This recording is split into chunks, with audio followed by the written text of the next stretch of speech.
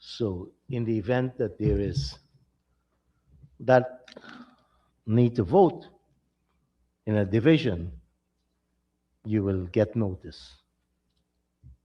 So,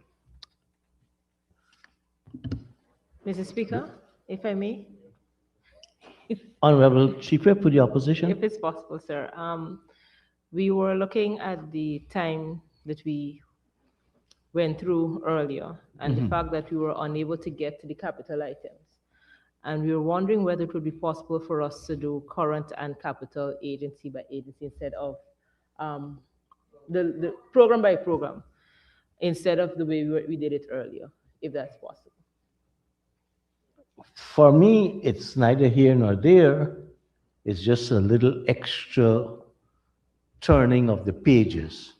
That's the only thing. It was more efficient to go through the current because you're just flipping one set of pages.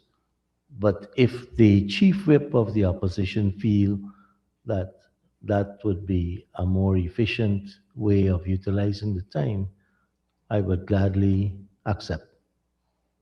Thank you. Thank you.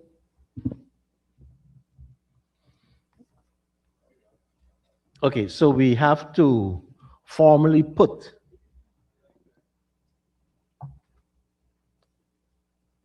the pages 304 and 305.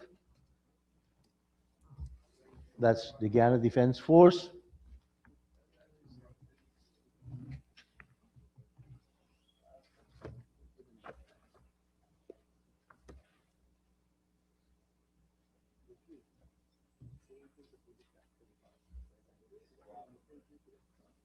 Gone. All gone.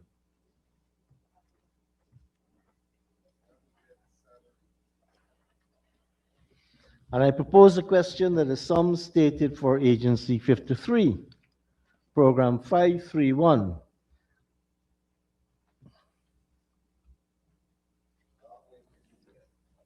Ghana Defense Force, stands part of the estimates. Those in favor say aye. Those against say no. Ayes have it. That was current expenditure. The sum stated for this program, current expenditure, now stands part of the estimates. And for same agency, 531, capital expenditure, I put the question that the sum stated herein now stands part of the estimates. Those in favor say aye. Those against say no. Ayes have it. The sum stated for program 531, Agency 53, Ghana Defense Force, capital expenditure, now stands part of the estimates.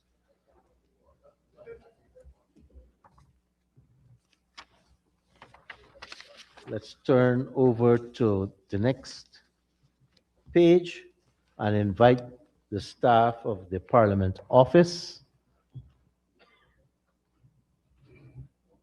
National Assembly, to join Honorable Minister Gail Teixeira.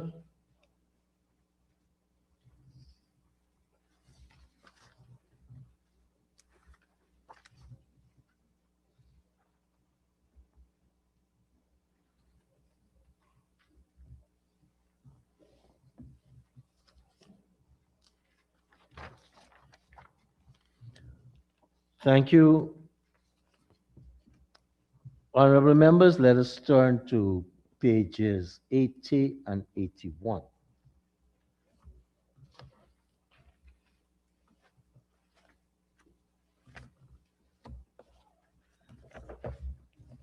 And I propose the question that the sum stated for Agency 7, Parliament Office, Program 071, National Assembly current expenditure, stands part of the estimates. Mr. Chair. Honorable Chief Whip for the opposition.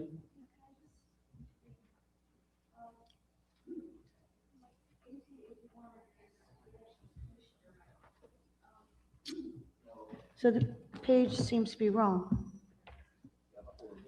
So you're having a Mahipol moment? Yeah, go on.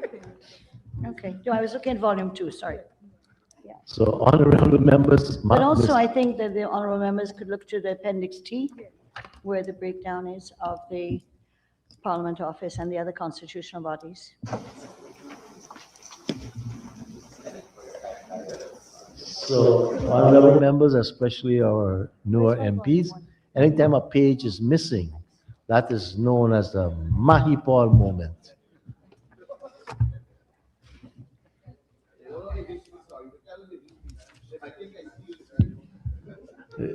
Unfortunately for him, this first budget was missing a few pages.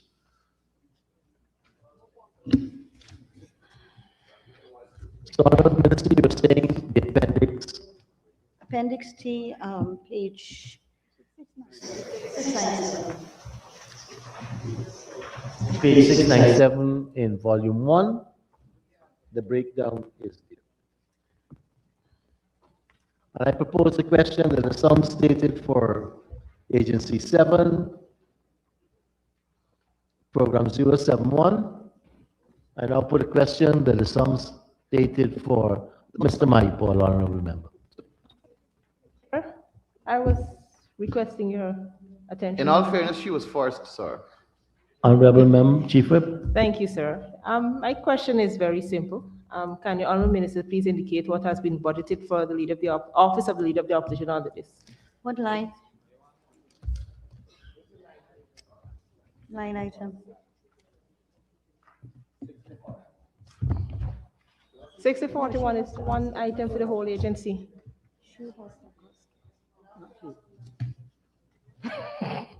Yeah, what's the line item? My dear, honorable the member? constitutional agency 6041. 6041?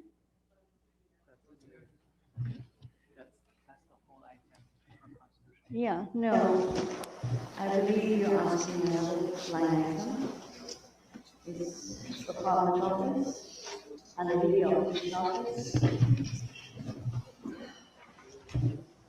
It would be, just to help you along, I believe 6321, which has the total items, 34,670,000. The leader opposition budget. Excuse me, Mr. Chair, I may be wrong. I don't profess to know everything, but we're dealing with a constitutional agency which just has a lump sum at 6041. So Yes. so we're 6321. But then you can ask, madam, under wages and salaries or under what heading is the leader opposition? Honorable Minister, Honorable Chief Whip for the opposition was trying to guide us where to And it's find that. sir. under the Appendix T, it's under subsidies and contributions to local and international organizations. So the 15,581 includes the leader of the opposition. You want to know what the leader of opposition? What, yes. 34,670,000, Thank you. and that's current only. Mr. Mahipol. Thank you, sir. Sir, from this allocation, this allotted sum, that is the lump sum, sir, may I ask how much is towards the procurement of video production and streaming service for these parliamentary sit-ins? What's the Line cost item. associated Which with heading that? you're under?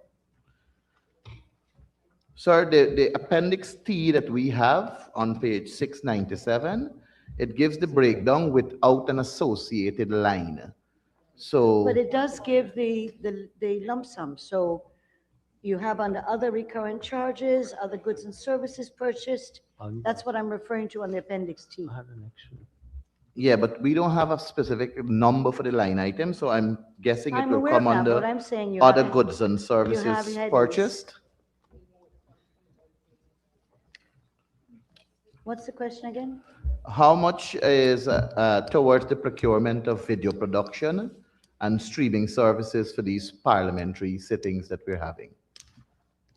And you ask it under other goods purchases? Well, I'm assuming it falls there because it doesn't have this specific number in to show the line, but I see a sum there of 146,560,000. So I'm assuming from the lump sum, there is where it's coming from. Right, just give me a second.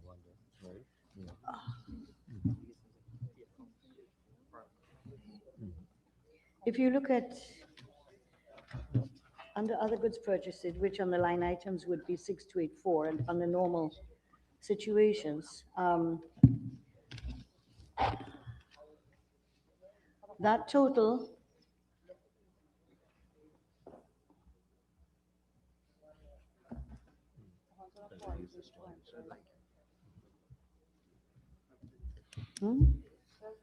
it's 146, that's not 624. Yeah, not 624. No, it's 146. Just give us a second. That can't be the right one.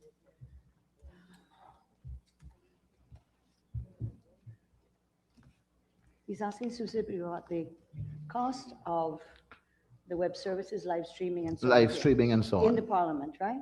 For this sitting that these sittings that we're having, and all sittings, I'm guessing that is contracted out to DPI, if I'm not mistaken, Mr. Chairman. But the figure is different. The figure is different from what's on Appendix T. And it doesn't see that.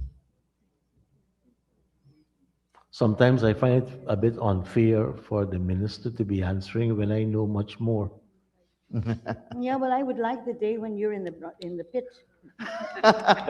I call this the pit, not in any disrespect to my parliament and our parliament, but I feel as if I'm like in a gladiator's amphitheater, waiting for the wolves to devour you. But anyway, yeah, I'm looking for the figure that you're asking for. Anyway, I'm not seeing under this heading the description relating to the web services that you're looking for, at least not what they've given me. What have you got there? But Mr. Chairman, if I may, Yeah, wait, just give us a minute here. I'm aware. Yeah, but the description's not the same. Descriptions have to be the same. So anyway, and it's font 8, so if I read it wrong, please forgive me. I'll walk with my magnifying glass the next time. Because I asked all the agencies, please, to make the fonts larger. Of course, not everyone obeyed. But the issue of this has about the Hansard, the website, branded items, scanning of accounts records, photocopying and so on, but I'm not seeing any figure in this particular line that you're asking about in relation to the cost of the service to live stream parliament. so may I ask, Mr. Chairman, if there exists an agreement or a contract between the National Assembly, the Parliament Office, and DPI for them to cover and stream, and at what cost are they doing it? Yes, you can ask, and Minister, can I prefer an answer so far? They have done it for free. But the other live streaming, especially when we have special sitting, like when Mr. Modi came and we have an additional 1,000 people, we would have to rent services from outside. And in fact, only this midday we were talking to another agency to do a better feed from the chamber to the press tent downstairs so they can get a better quality service. All of that will be covered on the 6284. Well, unfortunately, it's not in the description of 6284, nor under other goods services purchased. Yeah. And so, Thank you, Mr. Chairman. If I'm happy for that answer. May I ask a second question, please? Sir, for when I became a member of Parliament in 2020, and I've also interacted with several persons who were parliamentarians in previous parliaments, the 10th, 11th, and 12th Parliament, and private members of Parliament would normally be comforted with an electronic device to assist them in their routine parliamentary work. Ministers of government, I am aware, normally would get a cellular phone and an electronic gadget, a computer. May I ask if there's any cost here for the purchasing of those devices for especially the new members of parliament, or more so the 13th parliament?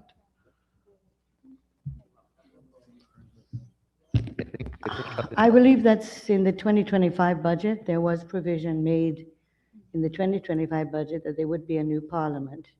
However, I advise that whilst the figure for that, those electronic devices were there, that parliament did not use that. So may I ask, sir, if there is an intent on the part of the National Assembly to purchase these gadgets for the ministers, their phone and computer, and for private members, their computers, to assist them in their parliamentary duties? Honorable Minister, that would be covered under the capital. So if Okay. we could dispose of the current and then move to One other capital. question on the current, sir, with your permission. I see under education, subvention, and training, there is a sum of $1,500,000. May I ask the Honorable Minister what kind of training, and does this encompass traveling abroad for training in other areas, other countries, to benefit our parliamentary staff so that they can better service the MPs and the member and the National Assembly? don't have to Mind you, go they're to- doing an have to exceptional go to job it, just yeah. to improve their service to the Parliament office. You see, I didn't put the codes in here, right? That's what you did to me. 621?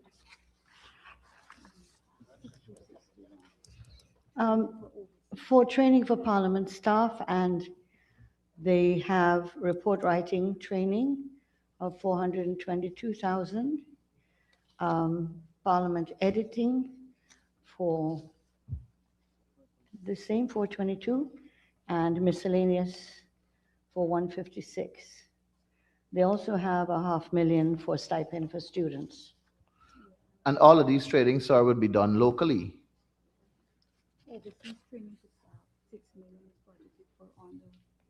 Yeah, overseas, yeah, but it's not there in the T form. You have to translate the two. Under training for staff, for MPs, exposure to conferences, you have the 28th conferences, speakers and presiding officers of the Commonwealth, 6 million, 74 Westminster seminar on effective parliaments, 8 million, 152nd IPU assembly and related meetings, 12 million, the 22nd Parliamericas. That's a different line, sir. I was asking specifically to training of the parliamentary staff with a sum of 1.5 million. I think the minister is answering They have 6 million for. other operating They have expenses. 6 million for overseas training for staff. Okay. Yeah, it's usually through CPA and the courses they offer. I'm finished with current expenditure, sir. Just a quick follow-up. Thank you, Mr. Chair.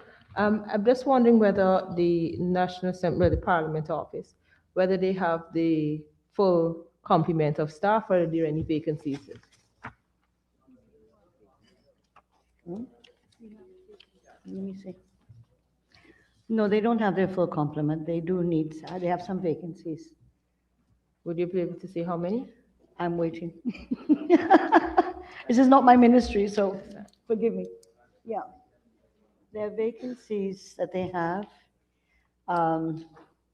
Documentation and research officer is at 1, a senior editor 1, expenditure planning and management analyst 2, they need 1, table officer 1, reporter 1, assistant clerk of committees 3, systems analyst 2, system support officer 1, and office assistant 1. So they do have vacancies. They have persons acting in some of these positions. So in the area of documentation research and senior editor, as well as EPMA, they have persons acting in those positions. So the positions are people working there, but they're not appointed So the rest though are vacancies that are available.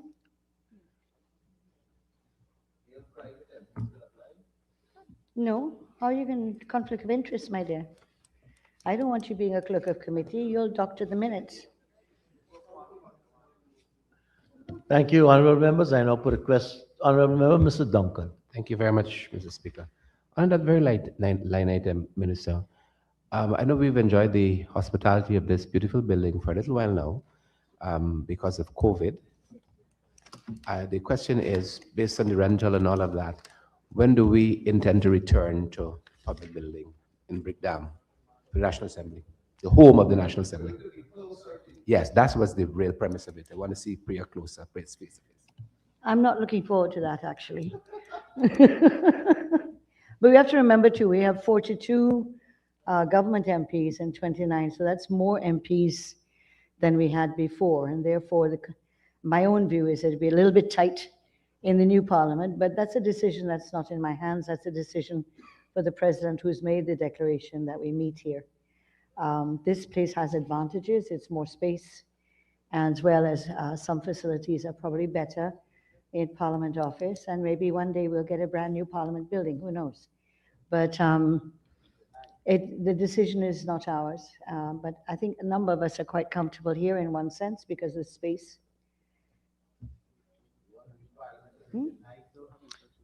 Honorable members, I now put a question that is some stated for. And of course, I'm being reminded by my health people that COVID isn't really gone, it's still here.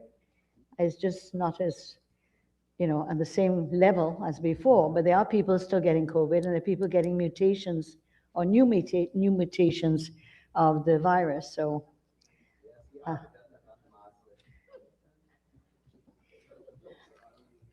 So space isn't a bad thing. I like you being over there.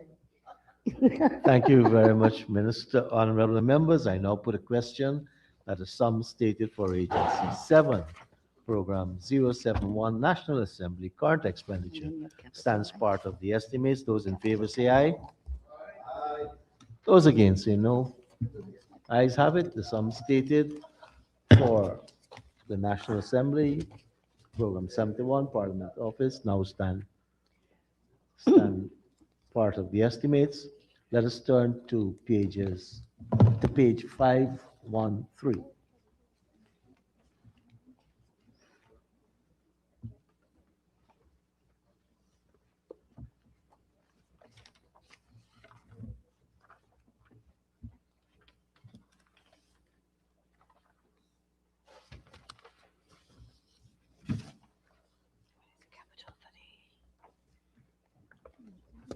No, I know, but what is this is broken down?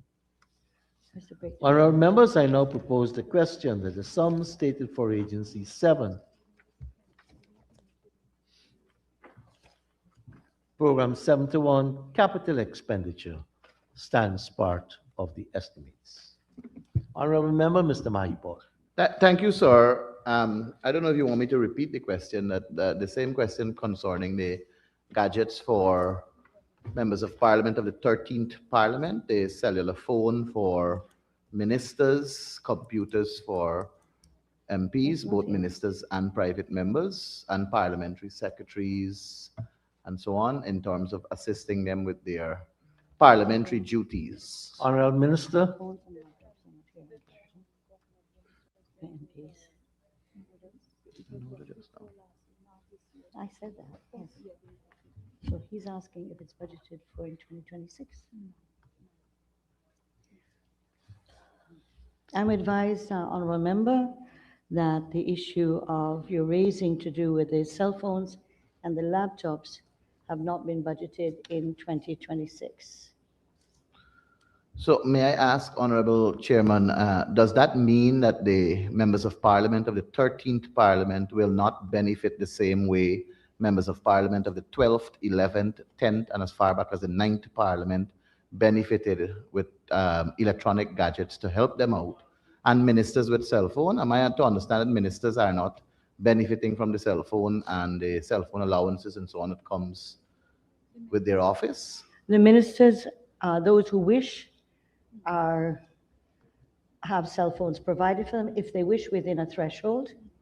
Those who don't wish haven't got. And they also pay their internet is part of their full salary and benefits. And yes, the cell phones are paid for by their parliament. So no member of parliament will be getting any computer to assist them with their parliamentary work in 2026. As far as I know, we have not, at least I haven't got it. So I don't think we've got any laptops for ministers from Parliament office. Thank you, sir. Sir, may I ask another question in terms of provision for building? I'm assuming this is the Parliament building at Brickdam. I see improved facilities and operational efficiency. I did take note, sir, of the security huts, which I think is a great plus, and greater security measures being taken. May I ask, what are the other works intended to be done in 2026 to improve the facility? Honorable Minister. Only furniture. Right. They include, there's $18 million for furniture and equipment, a number of computers, etc., for the staff, construction of guardrails around the outer parameters of the Parliament building, the public buildings, 20 million. Construction of building to house the parliamentary police unit, 12 million. This was a recommendation to this by the Security Committee, I believe, subcommittee, and the police force. And the Constitutional Office of the Leader Opposition, furniture and equipment, 5 million. That makes 55 million. Thank you very much, Mr. Chairman. Honorable members, some honorable member, Mr. Campbell. Mr. Chairman, through you to the Honorable Minister, would it be possible to share what was the budget request from the Parliament office? We know the amount budgeted and the items that were disallowed or not accepted. No. Do you want an explanation of why I said no? Would you like that, really? Honorable Minister, the answer is no. So based on your budget and what money you have. Yeah. Thank you. Honorable members, I now put a question that the sum stated for Agency 7, Program 71, National Assembly, capital expenditure stands part of the estimates. Those in favor say aye. Those against say no. Ayes have it. The sum stated now stands part of the estimates. Thank you, Parliament staff, for assisting Minister Oh, that's yours too. through your agency. Thank you. Let us turn to pages 84 and 85, Audit Office, and invite the Auditor General and his staff to join us through his agency. Thanks.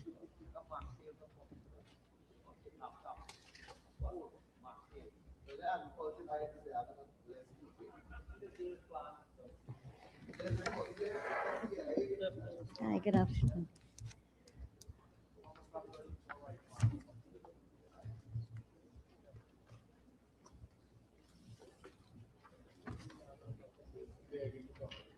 Thank you very much.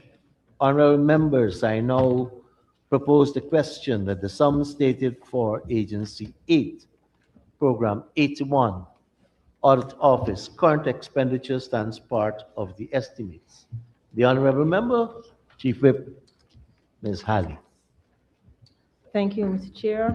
Mr. Chair, I'm guessing, I'm at Appendix T, taking your guidance. I think we're at statutory wages and salaries, if I'm correct. I'm just Yes. wondering whether the complement of staff, if the audit office has the full complement of staff, there's the government has expanded, lots more going on to audit. Just wondering what the staff complement is currently. Honorable Minister. Yeah, under statutory wages and salaries, we're not dealing with all the staff of the auditor office. This is the salary for the Auditor General, right? So as you see in Appendix T, total statutory expenditure, that's for the Auditor General himself and And the statutory benefits and allowances, that's what he is entitled to, right? Noted. And so when you come to the other one, wages and salaries, then you'll come to the, that is under, that's, well, in the T thing, it's grossed up. So yes, we'll look at the issue of the staffing that you're requesting. Do you have a full complement?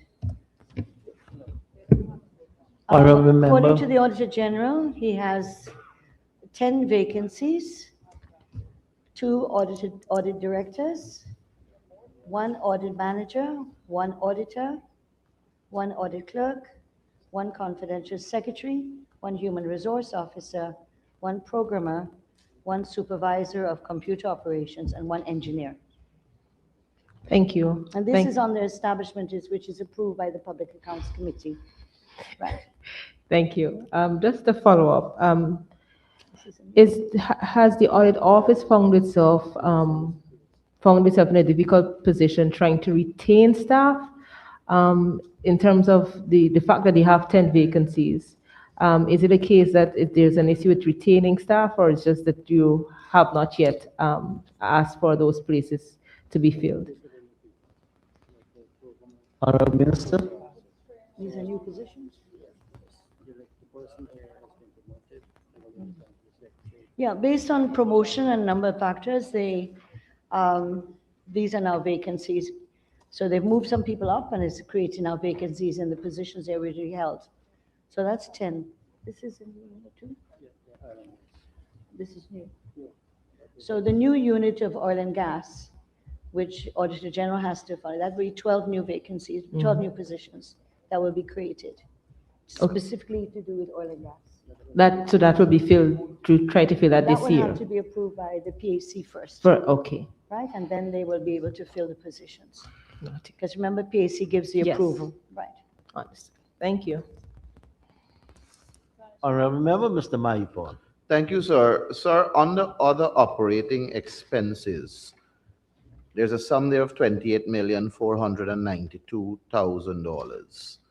The audit office usually will audit between 10 to 15% of the work of each ministry, agencies, and departments.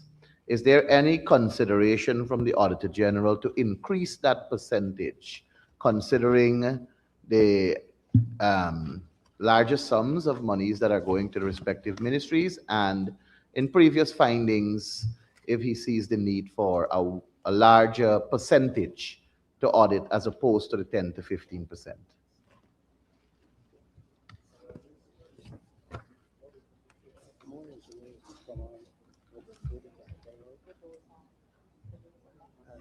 If you check my poll too, the issue of, as a former member of the PAC, we all recognize that the Auditor General had increased the number of audits it was doing, including areas that were outstanding for a long time, like the NDCs, municipalities, a number of statutory bodies. And we've seen in the last year a number of those statutory bodies submitting reports, even if they may be 5, 10 years old. So I think we're trying to mop that up and to make sure, maybe hopefully by the end of next year, we can clear off a lot of these outstanding audit financial statements, etc. And I think that's basically because they've also had some additional staff as well to push the work. In relation to the question you asked, yeah, I believe, without asking the Auditor General, that the program for 2026 will be brought to the, well, it was approved because we didn't have a PAC, but the program for 2026 would show an increase in the number of audits to be done. May I ask, Mr. Chairman, ahead. how many performance audits will the Auditor General conduct in the year 2026 for expenditures previously? Minister.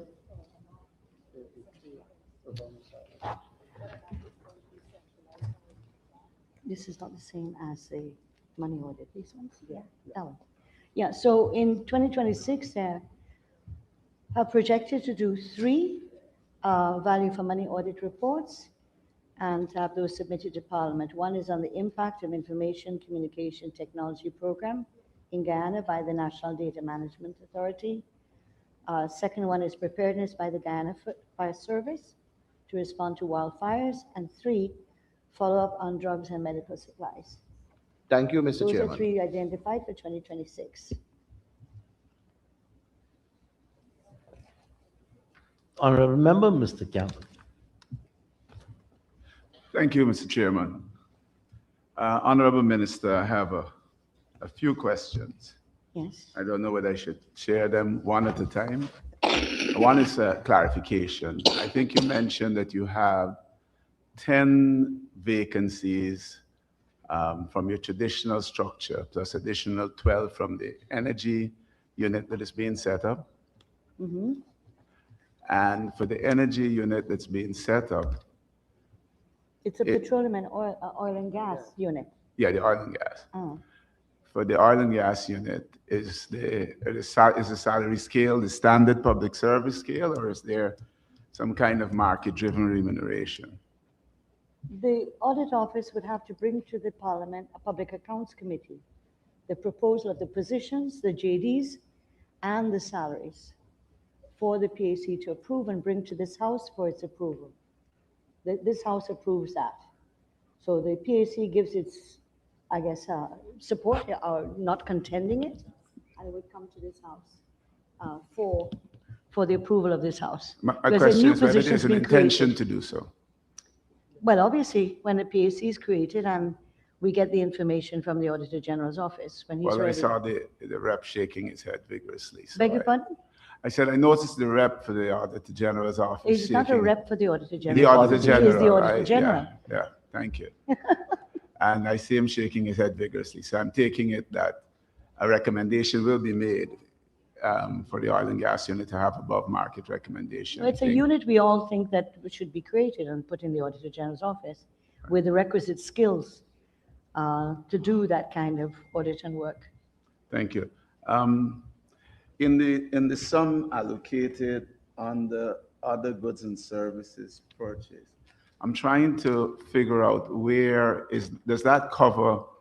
I know from time to time the Auditor General's office will use external audit firms.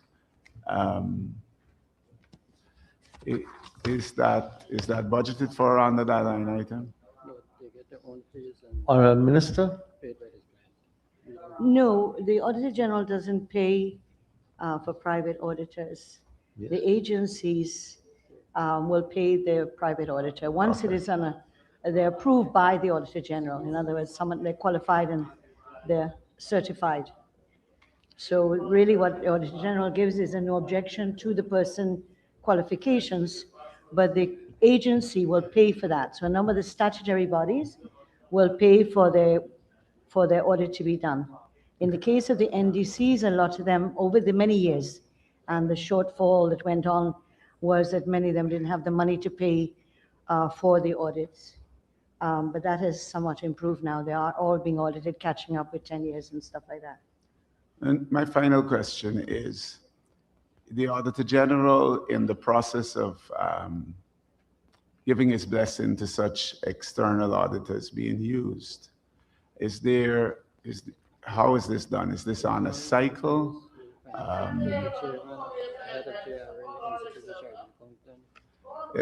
Honorable Minister. The judge who gets it. I'm just trying I'm to, advised that there's a valuation committee in keeping with the Procurement Act, made up of the Financial Secretary, the head of the GRA, Oh, and... one second, Honorable Minister. Oh, sorry. Mr. Chairman, What's this one? there is a, Oh, yeah, I Yeah. can't hear because of the noisy gallery. Honorable Minister, could you repeat for the honorable member, Mr. Campbell? I was adding to what I said, that when these positions or these auditors are reviewed by a committee, like an evaluation committee, made up of the Financial Secretary, the head of the GRA, the Institute of Chartered Accountants, ICAG, and the head of UG Social Department, and the Governor of the Bank of Guyana. Those make up a committee that reviews the applications for auditors from private sources, Thank you. right? Honorable members, I now put a question that the sum stated for Agency 8, Program 81, current expenditure stands part of the estimates. Those in favor say aye. Those against say no. Ayes have it. Sum stated now stands part of the estimates. Honorable members, let us turn to page 514.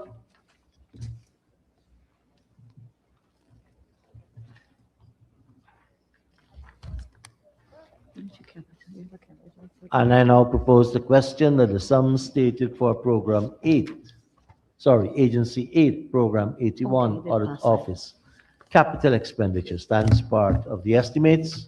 This is yours. Honorable members, I now put a question that the sum stated for Agency 8, Program 81, capital expenditure, Audit Office stands part of the estimates. Those in favor say aye. Those against say no.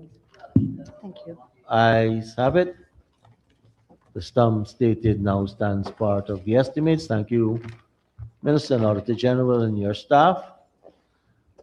Let us invite the members of the Public and Police Service Commissions to join Minister as we go to pages 88 and 89.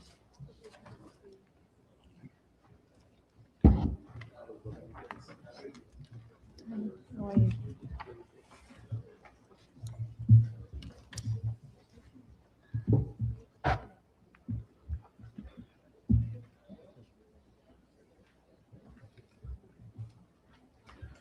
Honorable members, I now propose the question that the sum stated for Agency 9, Program 91, Public and Police Service Commission's current expenditure stands part of the estimates.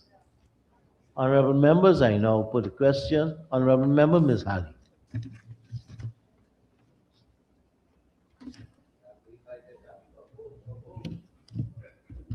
There we go.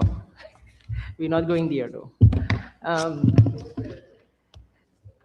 Please, How many people on contract is? can the Honorable Chair, Honorable Minister, please, I would like to know what the current strength of the public service is. I'm hoping that the Public Service Commission will be able to answer that question. Minister.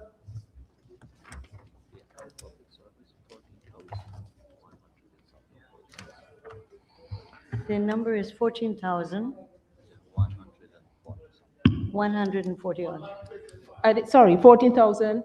140 what? 45. Thank you.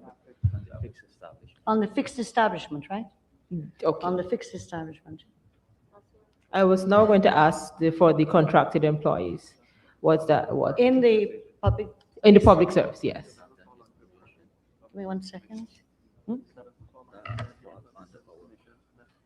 No, contracted workers have nothing to do with the PSC. You remember the circular that was put out in 2020, early 2021, advising that people had a choice to go on contracted employment or on public service fixed establishment. It was a reversal of what was done in the previous government where people were told they had to become public service fixed establishment. People have, over the last 5 years, been opting out. Some have been opting back into the fixed establishment as they get older and hope to get their pension. It's fluid, it's open. But the numbers on that he deals with, not him, sorry, police and Yes. public service deals with, is the 14,145. So The PSM deals with, one, the creation of the post, two, the approval of a person going on contract. If they want to go on the public service fixed establishment, they're then sent to the Public Service Commission for the normal procedural arrangements with that. thank you. Thank you. But remember, two contracted employees don't get pension, whereas the Understood. fixed establishment gets pension, right? So they Agreed. collect their gratuity in lieu of pension. Understood. a question for the Police Service Commission. Yeah, Based on the indicators, it showed that there's an intention to promote 560 police officers this year. When I look back at last year, there were 679 officers that were promoted. And it struck me because I remember an announcement that 2,800 police officers would be promoted in last year. So I was just wondering whether the 2,800 promotions are no longer happening and why not? So, because when you add 560 to the 679 last year, it just adds up to 1,500, which is, you know, that was it. a shortfall. What's the number again? 2,000? It was supposed to be promoted. 645 were promoted last year. Yeah, It is the same amount we proposed this year. yeah, but they're asking about the That would hotel. depend on the vacancy that exists. Yeah, one has to remember that the Police Service Commission is the one that makes the appointments of the promotion of officers above a certain level. And so 645, as you said, was appointed last year. They're aiming for the same amount for this year of 645. However, it would depend on a number of factors. Persons who are coming off or retired, creating vacancies for the next level to come up, those that may have come out of the police completely and have created vacancies. And so it's fluid, but the aim is to try to do 645. It could be more, it could be less, if people, retire and stuff like that. So that is the intention, is to reach 645. But please remember too, we have lost the chairman of the Police Service Commission recently, a very good, honorable man. And at this point, the Police Service Commission would not be meeting because we also have another person who died as well on it. That was Mr. Conway, I think. And so we'll have to look at appointing additional people to the commission. So I'm not sure the commission with two people can function and make the decisions without at least the chairman being there. And the other person on the commission is the chairman of the Public Service Commission. Thank you, Minister. Would it then be fair, the 2,800 numbers, is it deferred now? Revised? Is it the 2,800? Was it overstated in the first instance? Yeah, I'm not sure, honorable member, where this figure of 2,800 coming from. Was this an official document or? It was stated by the person who we can't mention in Parliament, but it was stated by. I thought it was 2,000. I never thought of 800. I always thought it was 2,000. So I myself heard 2,000, but that can be checked. But the other thing too is, remember, the Commissioner of Police also appoints, promotes up to a certain rank. And so in that 2,000 figure are those that would be under the Commissioner of Police. And then you have the 645 that the So it Police might Service add up Commission- to. Yeah. Okay. So remember, understood. the constables, sergeants, and all those are under the Commissioner of Police, not under the Public Service Commission, Police Police Service Service Commission. Commission. Right? Thank you. Honorable members, I now put the question that the sum stated for Agency 9, Program 91, Public and Police Service Commission's current expenditure stands part of the estimates. Those in favor say aye. Those against say no. Ayes have it. The sum stated now stands part of the estimates. Let us turn to page 515.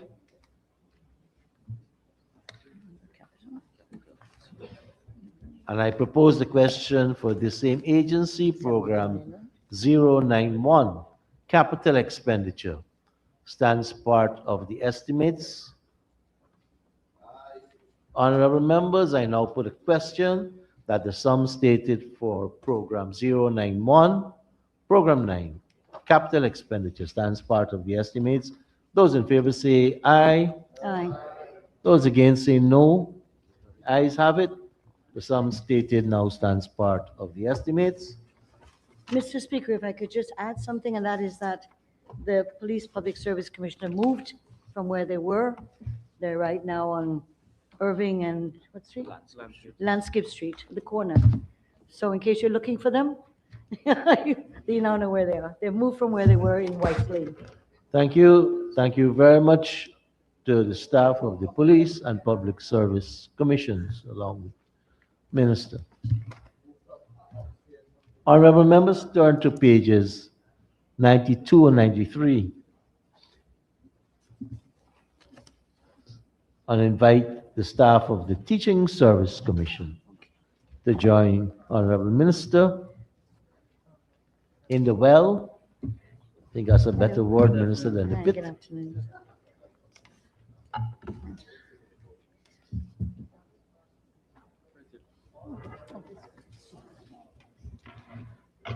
Somebody said all is well in the pit.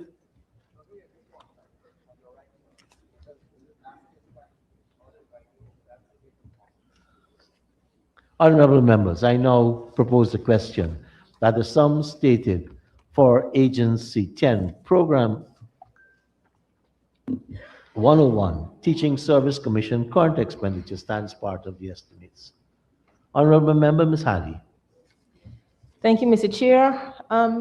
Practically the same question. I would like for the Honorable Minister to state how many senior vacancies currently exist in keeping with the MOE vacancy list. Honorable Minister.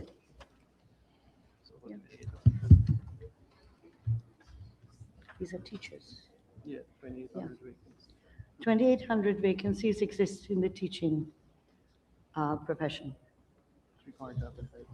Thank you. 2,800, I heard accurately? Yes. That's what I'm told, yeah. Can the Honorable Minister clarify what positions are understood as senior positions?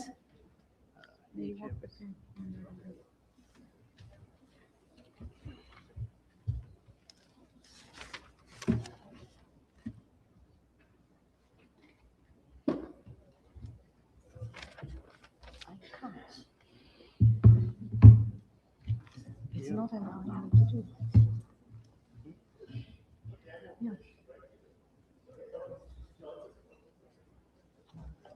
Just give us a minute, please, No if problem. you don't mind. We have POS, HMs, DHMs. I'll work on this Sunday, last Sunday. Yeah, SMs. I was advised by the Teaching Service Commission that on this Sunday, well, 1st of February actually, that they have advertised in the newspapers, Chronicle and Starbuck News, the 2,800 vacancies that exist, and for non-board schools, and they also, the posts, Okay. which teachers and so on. So heads of primary schools, nursery schools, etc., secondary, and what grades, Noted. and stuff like that. So if you check, it should be. I will check it there. And you're rolling it to this last weekend too? Yeah, Yeah. the addendum. Noted. Yeah, so it Thank should you. be rolling in the papers, not just on one day, February 1st, but subsequently. Thank you. Can, Go ahead, Honorable Member. thank you. That was for senior. For the junior vacancies, can the Honorable Minister state how many junior vacancies exist? Minister. Yeah, sure. The Ministry of Education advises the Teaching Service Commission of how many teachers they would need at different levels. And so with the new schools being opened, new primary schools, new secondary schools, that they would have to indicate how many more teachers they need. And then they would then look at what is what stock you have and what more they will need to advertise and to hire. So it's a synergy between the two organizations to make sure they have a balance in what's the supply and demand for teachers. So they have for the senior teachers, 2,800 vacancies. They have not, you've not been advised by education yet? No, not this year. No, they're pending the advice. As you know, a number of schools, and therefore some are coming on stream mid-year, near September, and so they have to look at that. But also you have a lot of teachers being trained that will want to come into the system, will come into the system after they graduate in, was it September? Honorable Member, Mr. Mahipur. Thank you, Mr. Chairman. Mr. Chairman, before I came to this National Assembly passed by the Teaching Service Commission to drop in an application. And the building is in a Yours? very, Your internally, application? the building is in a very deplorable condition. I see we spent $15.4 million for maintenance of building in 2025, and I see a sum here of 11.002 million. Will this sum be used for the rehabilitation to make the environment more conducive to the staff members who are functioning in what I conclude at the very deplorable state of the building? And I did take pictures, which will be on social media shortly, They have, it is via true, credible sources. it is true that it's an old building and it does need work, and every year they're putting in some work into it. This year, the maintenance of buildings, under maintenance of buildings, they have put the reconfiguration of the third floor boardroom at 2.2 million, the renovation of storerooms, and repainting of the second floor of the commission at 3 million. That is what they put in under maintenance of buildings. Have anything else, Pastor? No. Honorable Member, Mr. Maipo. Yes, sir. And what does the, under maintenance of infrastructure, this paltry sum of 2.8 million, what will that be doing? Is that also to the same building, or is there? Yeah, it is for painting of the fence of the commission. As you said, the paint is chipping and all of that. As well as metal rails and paint on the walkways of the commission. The existing paint, as I said, has been chipped due to regular use. So this is mainly painting and putting up rails, for example. Thank you, Mr. Chairman. Final question. The challenges in their capital, which we haven't come to, they've tried to put in a lot of stuff to do with digitalizing, so that, because these are all, many of them are paper records going back decades, and yeah, you're talking about the building. I'm more concerned about the records, yeah, but anyway. Yes, of course we are. I share your concern. Am I allowed to ask my question as yet? Honorable Member, Ms. Harris. Thank you, Mr. Chair. Given the allocations on the fuel and lubricants and maintenance of vehicles, can the minister state how many vehicles are currently in use by the Teaching Service Commission? 3 vehicles are in use. And can the honorable minister say which officers are authorized to utilize those vehicles? One for the chairman, two for the secretariat. One is for the chairwoman and 2 are for the secretariat, the commission itself, the commission secretariat. One is for the chair and 2 for the commission secretary. Yeah. Thank you. Honorable members, I now put a question that the sum stated for Agency 10, Program 101, current expenditure stands part of the estimates. Those in favor say aye. Those against say no. Ayes have it. The sum stated now stands part of the estimates. Page 516.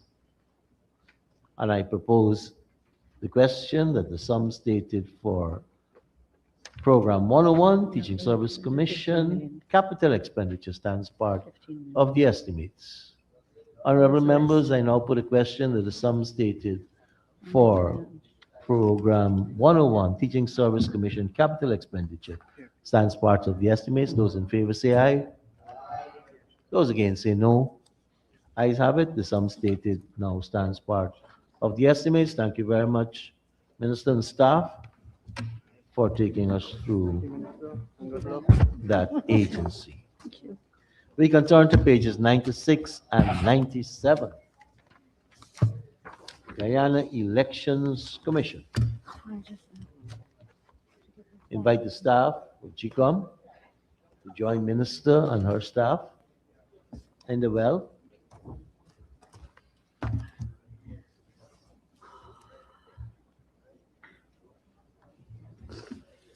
Hi, good afternoon.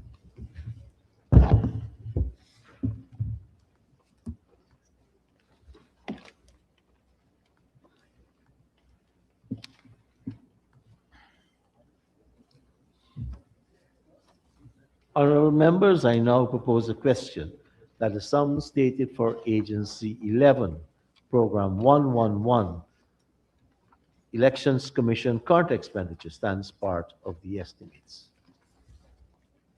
Honorable members, I now call on MP Mahipal. Thank you, Mr. Chairman. Mr. Chairman, may I ask if from this allotted sum, I'm guessing under other operating expenses, because I'm not seeing any other line that suits the question, if there is a budgeted allocation for the advertisement for an ACEO, which I'm told is absent in terms of not the position not having anyone, and a DCEO.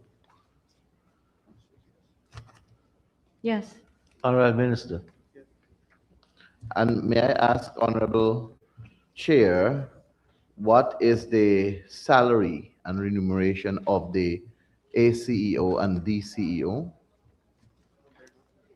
I never know, I might suit the job, sir. You want to apply for the job?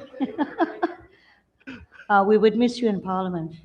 The Deputy Chief Elections Officer, the salary per month, basic salary is 1,328,274.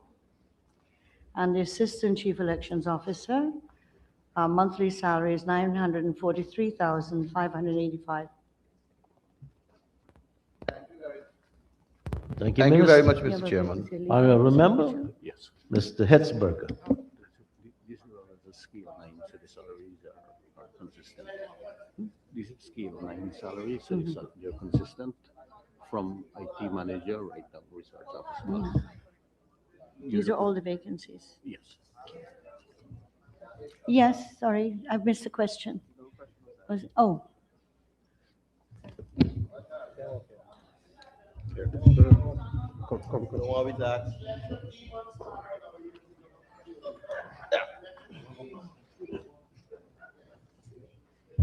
Mr. Chair, through you, I would like to know if there are any other senior vacancies outside of the DCO and the ACO. Honorable Minister. It's okay, you can sit there. other vacancies, yeah, President, give me a break. Legal officer, the information technology manager, research officer, security manager, and chief accountant. Those are the, I would say, the senior staff that's vacant.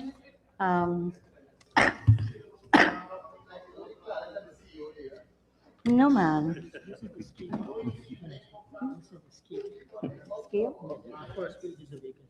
Okay, so but you're vacant here. Security, but it's in red because they're vacant. Yeah, I read it. Yeah. What was the question that was asked? About what? Miss, outside of the DCO and the ACO, any other senior vacancies? No, I read them out already. That is the legal officer, information technology manager, the research officer, and the chief accountant. 1, 2, 3, 4. Thank you, Mr. Chair.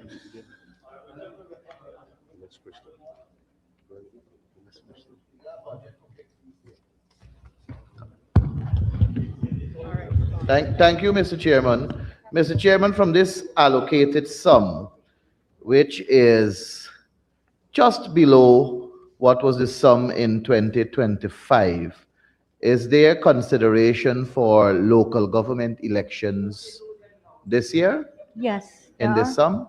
Yes. Thank you very Yes, much. there are. In their budget, they have provided for local government elections, both in terms of temporary election day staff, for polling day staff, as well as ballots and stuff like that. So they have material requirements for elections. I'm corrected. I said ballots and stuff. Thank you, Mr. But Chairman. Mr. very uneducated, yeah. But yes, they have provided in the Appendix T, as you know, but the actual program in the GCOM is 2 programs, one that deals with elections, one that deals with more administration. So they've catered for transportation, printing materials, training of the staff that works on election day, as well as the payment of scrutineers, etc. So that's all included in the budget. So although it's slightly less, it's not a huge gap when you look at the cost for the general elections versus the local government. And in a number of heads, which you haven't asked questions about, they bought materials last year that can roll over from into this year. Certain materials like print and stuff like that. Thank you, Mr. Chairman. Mr. Chairman, on the other goods and services purchased, may I ask the Honorable Minister if there's any consideration to further increase the level of transparency and scrutiny of elections in Guyana?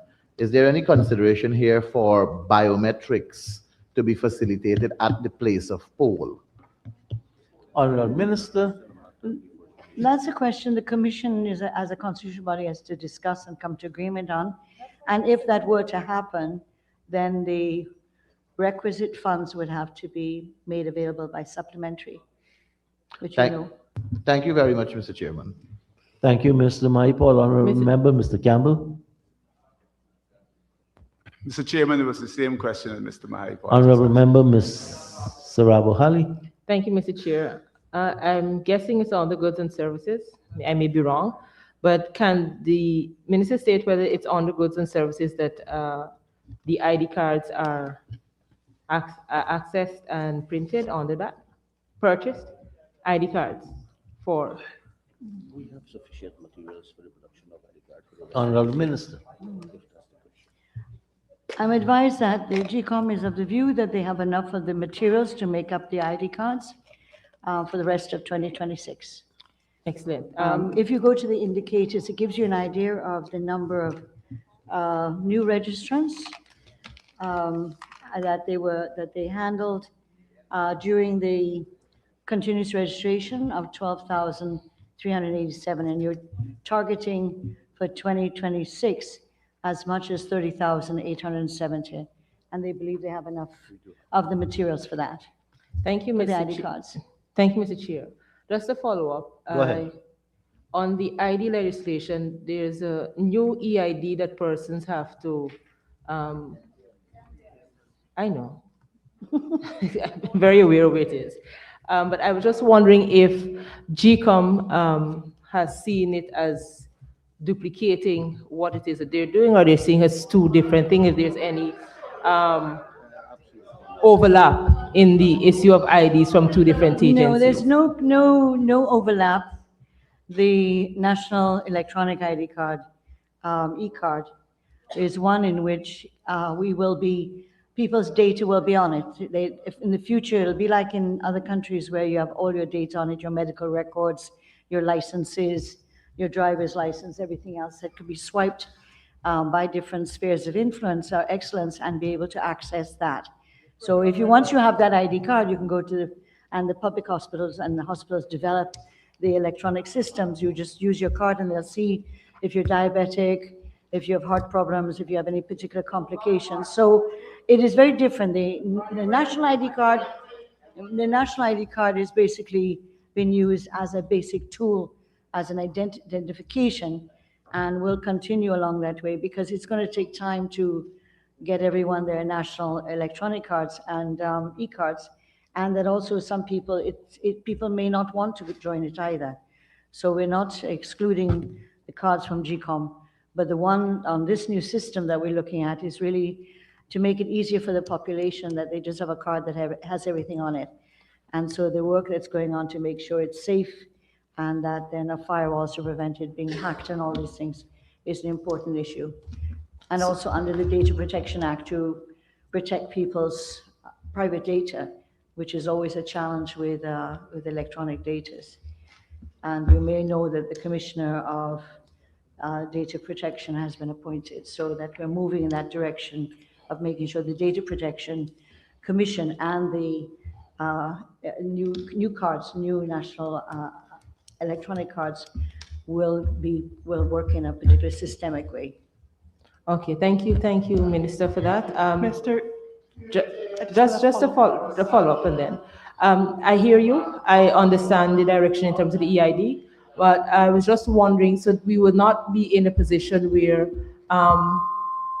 there will be that the EID would be used during elections as an After, you mean identification. before the, For you know how you have to use your You mean ID for the cards from election GCOM to vote. Whether the EID would be, whether GCOM would allow that persons to utilize the EIDs to vote instead of the GCOM ID card. That, If that that's a would be, conversation that has started already. no, no. The, if that were to happen, we probably have to amend the law as well, the election laws. But as far as I know, it's not on the cards for that, at least not for the local government elections. The commission would have to make a determination, and then it would lead to other action and changes in Thank you. legislation. Thank you. Mr. Chair, Still, I had, the rule is who first catches the eye, and I saw your green light. It's Mr. Walton is here. Honorable Member, Ms. Thank you. Amanza Walton. thank you, Mr. Chair. Just to follow on, Minister Teixeira, you said that people might not want to sign on to the EID. Am I to, just my clarification, that this will be something that is purely voluntary? Minister? No, it's not. It's, if a person says, look, they don't want to be on it, you can't force them. They have to go themselves and be registered. So it's voluntary in that sense. But once you are going to go to hospitals or places to get your licenses or to get treatment, you will be asked eventually for your electronic card because they want to look and see if your data, your health data is on it, or if your driver's license is on it, if you paid your income tax or whatever. So it at this point is voluntary. People can go and get it. But at some point, even if people have chosen not to do it, it will become very cumbersome to not have it.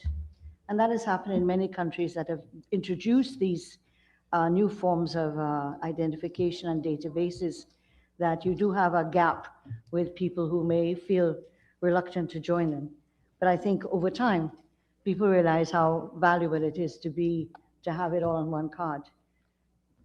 So if the police stops you, they can also at some point swipe you and they'll see that your license is in order or whatever, how many traffic violations. So a lot of stuff has to be added, and those databases have to be synchronized and developed with protection. So it's going to take a little while, I think, the cards being issued will be fine, but it'll take a little while to update all the data onto everyone's cards. It will take a little time. Just a quick follow on, Mr. Chair. Given Go ahead. that the minister concedes that there could be a time lapse between all of the components being added onto the cards, and I'm particularly interested in the example that the minister used about access to health care.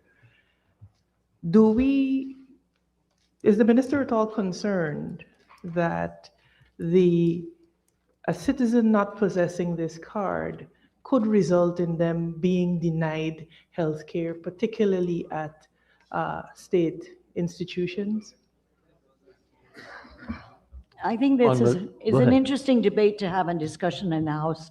This is under GCOM, but I will just say that we'll have to ensure that we make sure that people are not discriminated against or denied access to health, education, etc. That's very important to us to make sure that everyone has access to health and education, water, etc. So we'd probably have to make sure that the training of the officers who will be using and seeing the public with these cards would have to go through some training to make sure that they understand very clearly.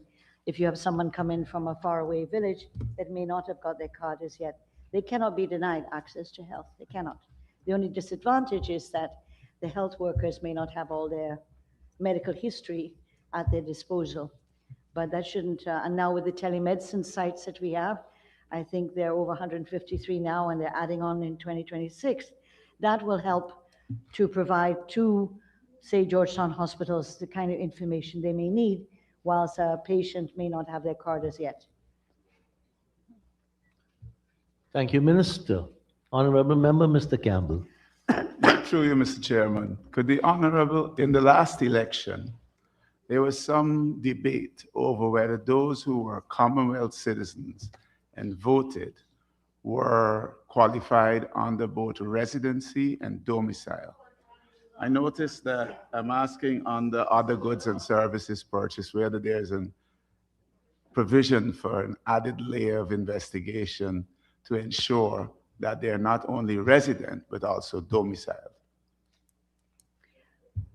If you go back to the legislation, if I remember correctly, and probably CEO can advise me, this has been something we inherited, I think, since independence, as part of the getting independence, that the Commonwealth citizens would be allowed to vote in Guyana elections if they've been here for 1 year, right?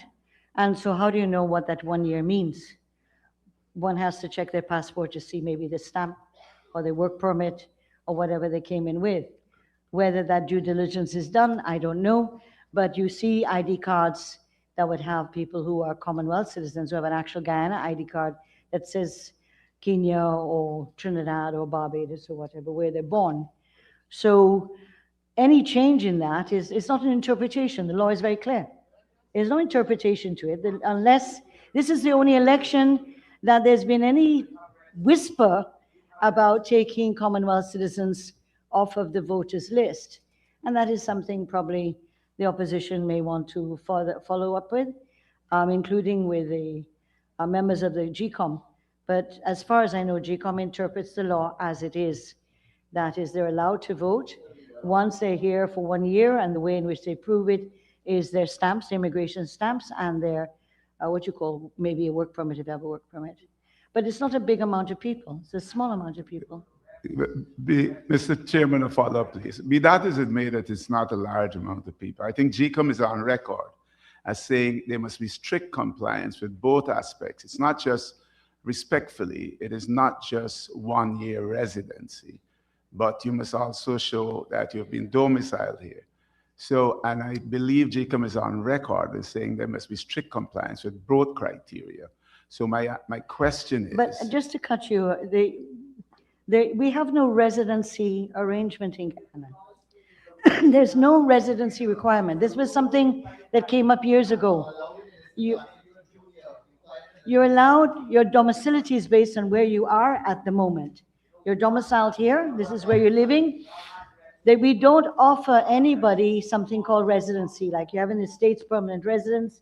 You have in other countries that might offer residency based on living there for 2 years or whatever. We don't have that at all in our law. What we have is people get stamped when they come in, they may look for a job or they're investing, and that the work permit is issued or the visa extensions issued. Some later on, spending many years here, may want to become citizens and have dual citizenship. But there's no special dispensation and difference between residence and domicility, or there's no special thing to do with residency. Once you're in Guyana and you're living here, and you say you're living here, this is your home, that's it, it's your home. Respectfully, there's a difference. No query over it. So respectfully, there's a difference, but so to clarify. I'm just saying in our law, there's no provision. That's what I'm not saying that it's the same. Right. I'm saying in our law, there's no provision I'm for just residency. clarifying, Honorable Minister, the GCOM will accept going forward, for the record, just the presence in Guyana of a Commonwealth citizen for 1 year as the requirement for the issuance of an ID card and then being eligible to vote. I just want that to be Honorable member, the gentlemen who are behind me are very honorable men too, but they cannot answer for the commission. They are the administrators of the commission. They are not the commission. The commission is 6 members and a chairman. Only they can take those policy decisions. So please don't try to tie me No, or I'm not the doing honorable that. members here Honorable into Minister, making a commitment. Honorable Minister, right. Honorable Minister, respectfully, the commissioners are not the ones who issue the ID card or go through the process of registering anybody. It's the gentleman right next to you who do that. So but they can only work, again, sorry to interrupt you. They can only do what they're told by the commission that this is what is allowed or what the law allows. They cannot breach the law. So even if the commission says, go ahead or don't go ahead and give Commonwealth citizens, and they must have 3 years or something, they cannot do it So because unlawful instruction. they've been given. They have to follow what the law says until the politicians and the parliament decides that we want to change the law. And so I suggest, honorable member, that you may want to have a discourse with the GCOM commissioners on this, and that if you feel strongly enough, you could bring a proposal here to the parliament. So I'm just seeking that what is the current SOP? 1 year in the country, you're issued an ID card. Is that what the GCOM is currently operating? And they're quite capable of advising you if that Yeah, is they it. have. The it. law provides for 1 year. So 1 year and registration. And it's either your passport and or a national ID card. Okay, thank you. So they could produce their passport, Thank you. right? Thank you, Minister. Is that right? Honorable members, I now put a question that the sum stated for Agency 11, Program 111, Elections Commission, current expenditure stands part of the estimates. Those in favor say aye. Aye. Those against say no. Ayes have it. Who The said sum that? stated now Ganesh? stands part of the estimates. Honorable members, turn to page 517. Yeah. And I propose the question that the sum stated for Program 111, capital expenditure, stands part of the estimates. Capital there? Honorable member, Ms. Natasha Lewis. Thank you very much, Natasha Mr. Chair. Singh, sorry. Mr. Chair, the sums stated there are for several activities. Could the Honorable Minister disaggregate the sum? Honorable Minister. Yeah, you mean the 390 million Yes. for capital? Sure. Yeah. For buildings, it's 75,959,000, and this includes a number of rollover projects to do with Port Kaituma registration office, for example, as well as equipment, mostly for the registration offices across the country. You also have fire extinguishers, photocopies, etc. So under buildings, sorry, let me go back, 75,959,000.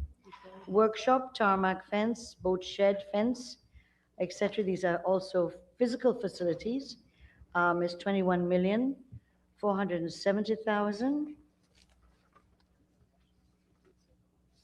And this is things like the woodshed boat is Camarang and Bartica. Doretta may be interested.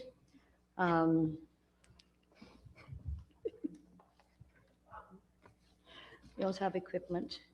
Then you have vehicles, boat, and engine.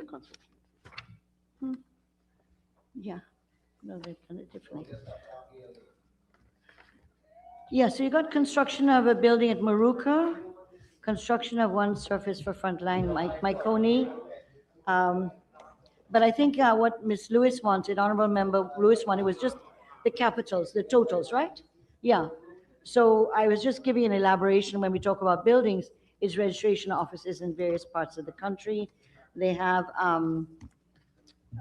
boats and engines. I'm just looking for that. How many of them? Where are boats and engines?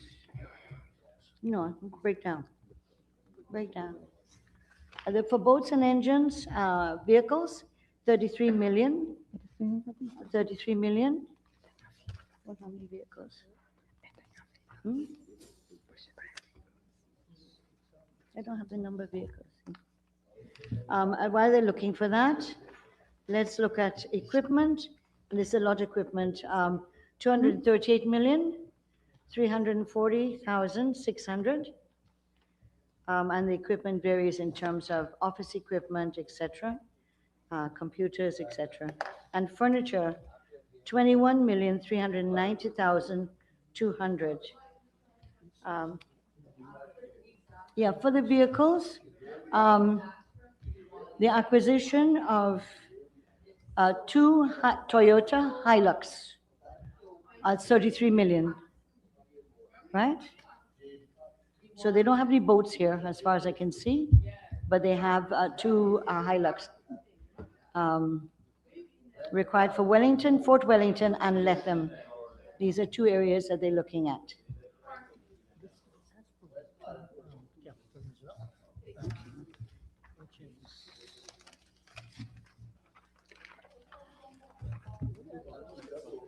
Disagree. Any other? You got two votes where? About the Hilux. Thanks for that question, Minister. The justification we have here, Mr. Chair, Go sorry. ahead, go ahead. I think you took it back. There was no mention of vehicles, so I'm happy for that explanation. What I'm interested in the disaggregation is the 75.959 for Buildings. offices and buildings, particularly registration office. I know that the New Amsterdam registration office has been deemed a fire hazard, so I did not hear in that breakdown if there's anything for that office. Just give me the one for furniture. I mean, the building. Right. As I said, construction of one building required from Maruka. We have also we have fences, storerooms, Camarang, one boathouse, Maruka, washrooms at Collagen, Camarang, construction of water trestles, Anna Regina, Nouvelle, Flanders, construction of three guard huts, three of them, at Maikoni, Madhya, main office. I'm just seeing if I lift out anything.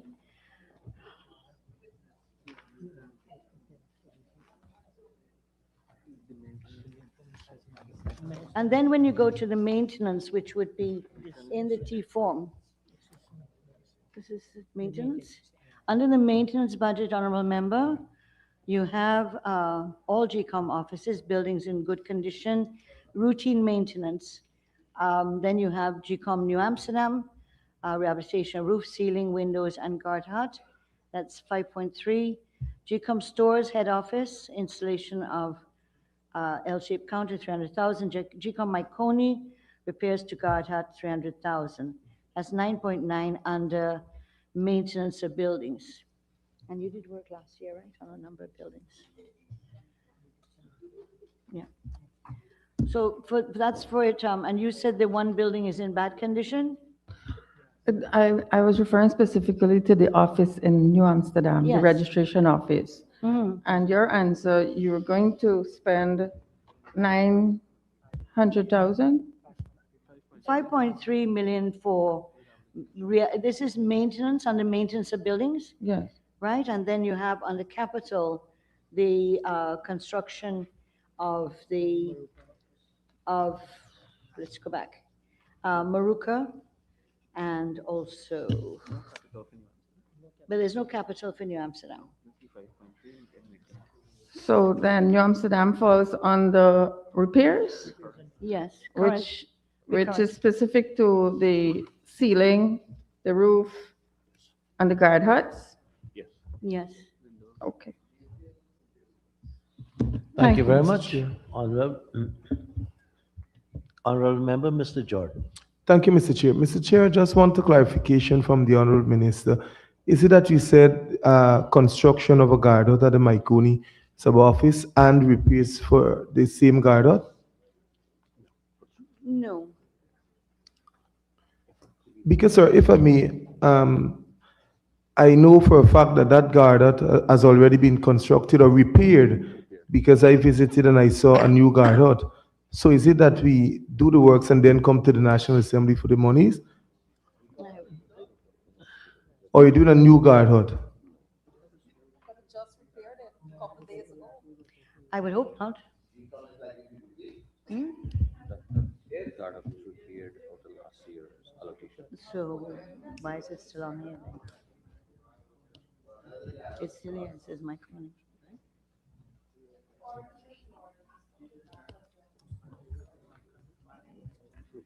Is it Mike or Maikoni? There is no map. It's in the code. There's no capital position for Maruka guard. It's just What? If you're asked silly questions, I have to answer.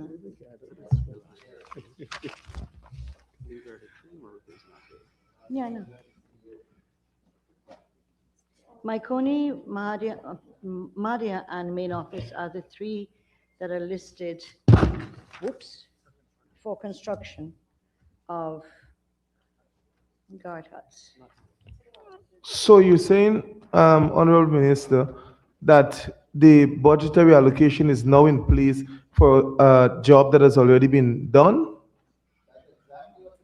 Because a few weeks ago when I visited, you could have seen the security guard from outside through the board because they had no proper walling and so on. But just recently, there's a new guard hut. And here again, we're hearing about another guard hut to be built at the same location. And I'm aware that there is only one gate or one entrance, and the same entrance is used as an exit at that location.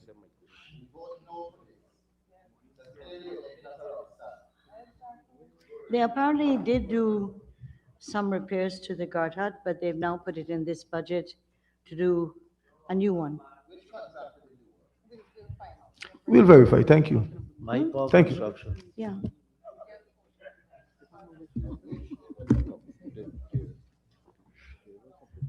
Thank you. Honorable members, I now put a question that the sum stated for Program 111, Agency 11, Capital Expenditure stands part of the estimates. Those in favor say aye. Is this yours or mine? Those against say no. It's yours. Ayes have it. Sum stated now stands part of the estimates. Thank you very much, Minister and staff of the Guyana Elections Commission. As we invite the Supreme Court staff to join Minister in the well.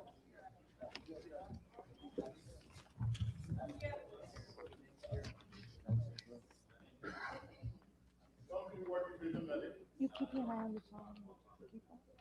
Benny. Yeah. You keep your check on the phone for 1 week.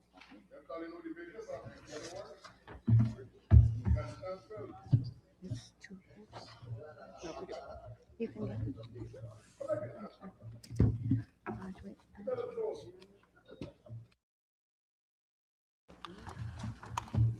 5 p.m. Thank you, honorable members. Let us turn to pages 308 and 309.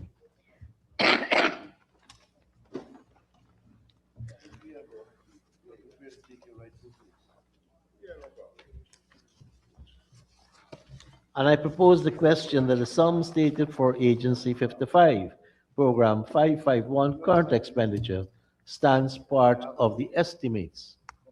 Honorable members, I now put a question that the sum stated for Program 551, Supreme Court, current expenditure, stands part of the estimates. Those in favor say aye.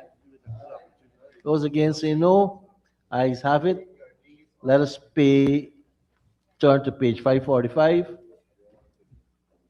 And I propose the question that the sum stated for Program 551, Agency 55, capital expenditure, stands part of the estimates. Honorable members, I now put a question that the sum stated for Program 551, Agency 51, Supreme Court, capital expenditure, stands part of the estimates. Those in favor say aye. Those against say no. Ayes have it. Sum stated now stands part of the estimates. Thank you, staff of the Supreme Court and Minister. Let us turn to pages 312 and 313 as we invite Agency 56, Public Prosecutions, and the staff of the DPP office join Minister.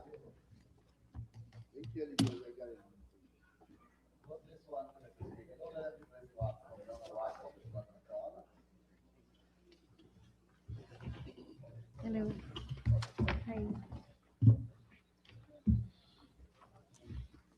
Thank you. Honorable members, I propose the question that a sum stated for Program 50, Agency 56, Program 561, current expenditure stands part of the estimates. I now put the question that the sum stated for Agency 56, Program 561, current expenditure stands part of the estimates. Those in favor say aye. Those against say no. Ayes have it. Sum stated now stands part of the estimates. Turn to page 546. And I propose a question that the sum stated for Agency 56, Program 561, capital expenditure stands part of the estimates. I now put a question that the sum stated for Program 561 of Agency 56, capital expenditure stands part of the estimates. Those in favor say aye. Those against say no. Ayes have it. Sum stated now stands part of the estimates. Thank you, staff of the DPP office. Thank you. Let us turn to pages 316 and 17 Could we put the AC back on? and invite the staff of the Office of the Ombudsman to join Minister Yes, of course, in the well. of course. Honorable members, I propose a question that the sum stated for Agency 57, Program 571, Ombudsman current expenditure stands part of the estimates. Honorable members, I now put a question that the sum stated for Agency 57, Program 571, current expenditure stands part of the estimates. Those in favor say aye. Those against say no. Ayes have it. Sum stated now stands part of the estimates. Please turn to page 547. And I propose the question that the sum stated for Agency 57, Program 571, capital expenditure stands part of the estimates. I now put a question that the sum stated for Program 57 of Program 571, Ombudsman, Agency 57, capital expenditure stands part of the estimates. Those in favor say aye. Those against say no. Ayes have it. Thank you, Minister and staff of the Ombudsman Office. Thank you, Mary. Let us turn to pages 320 and 321.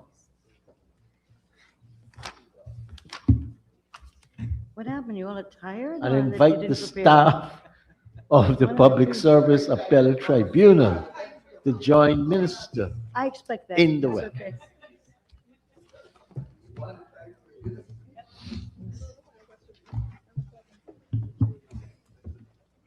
Honorable members, I now put a question that the sum stated for Agency 58, Program 581, current expenditure stands part of the estimates.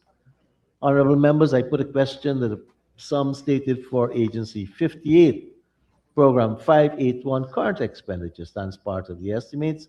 Those in favor say aye. Those against say no. Ayes have it. The sum stated now stands part of the estimates. Let us turn to page 548.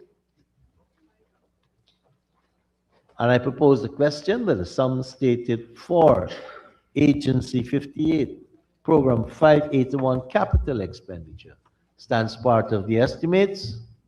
I now put a question that the sum stated for Agency 58, Program 581, capital expenditure stands part of the estimates. Those in favor say aye. Those against say no. Ayes have it. Sum stated now stands part of the estimates.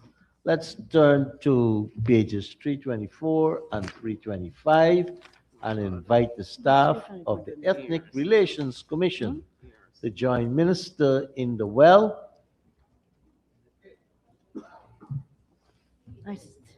I see you're not using my words, Mr. Speaker.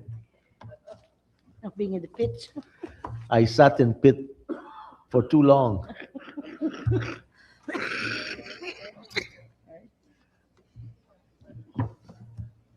Honorable members, I now propose the question that the sum stated for Agency 59, Program 591, current expenditure stands part of the estimates. Honorable members, I now put a question. Honorable member, Ms. Natasha Singh. Thank you, Mr. Chair. Mr. Chair, 6111 to 117. I would like if the Honorable Minister can tell us the staffing capacity of the investigative department of the ERC. There are 5 staff in the investigative unit of the ERC.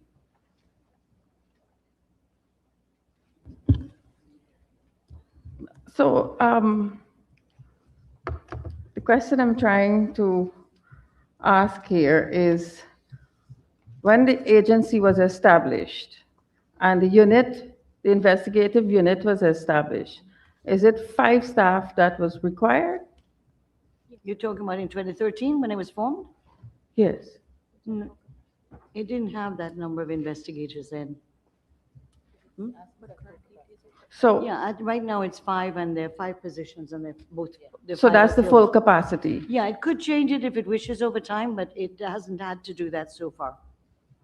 Okay, my second question, same line item. Could you tell us the training that is scheduled for 2026 for the investigative department, or unit, sorry? I just want to ask the honorable member if she's seen the indicators for ERC on page 293. Okay, I just want to make sure you've seen it, because it gives you some information there.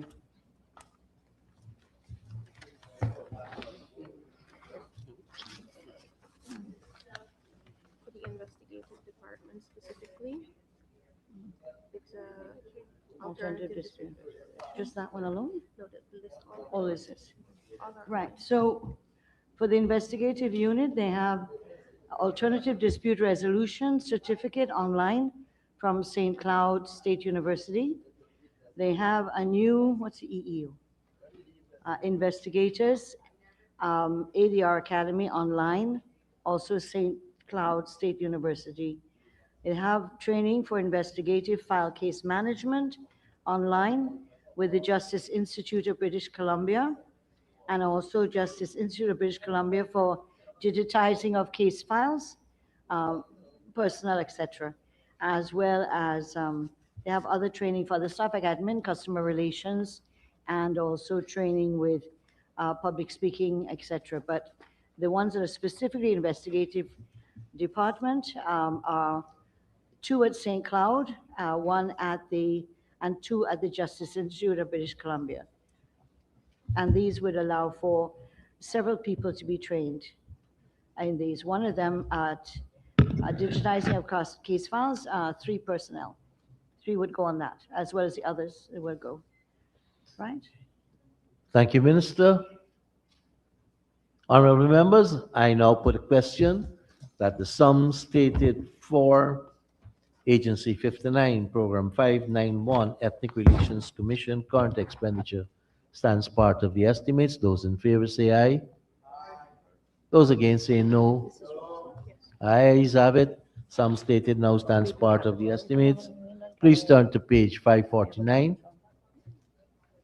And I propose the question that the sum stated for Program 591, Agency 59, capital expenditure stands part of the estimates. I now put a question that the sum stated for Agency 59, Program 591, capital expenditure stands part of the estimates. Those in favor say aye. Those against say no. The ayes have it. The sum stated now stands part of the estimates. Honorable members, remember we are going through. We're not taking no break. And whoever wants their refreshment downstairs, thank you to staff of the ERC. Please turn to pages 328 and 329 as I invite the Judicial Service Commission staff to join Minister. I put the Rights Commission with the rubber band all together. This way is special.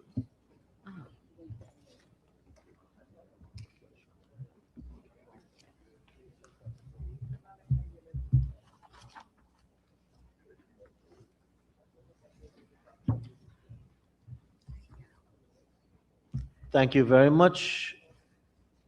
Honorable members, I now propose the question that the sum stated for Agency 60, Program 601, Judicial Service Commission current expenditure stands part of the estimates. I now put a question that the sum stated for Agency 60, Program 601, current expenditure stands part of the estimates. Those in favor say aye. Those against say no. Ayes have it.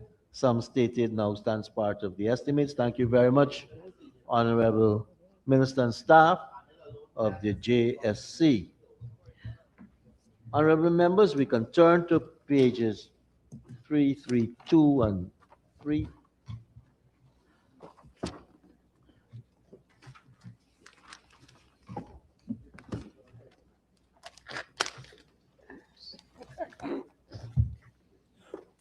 And I propose the question that the sum, and this is the Rights Commission. Let me invite the staff of the Rights Commission to join our minister responsible for the constitutional agencies, the Honorable Gail Teixeira.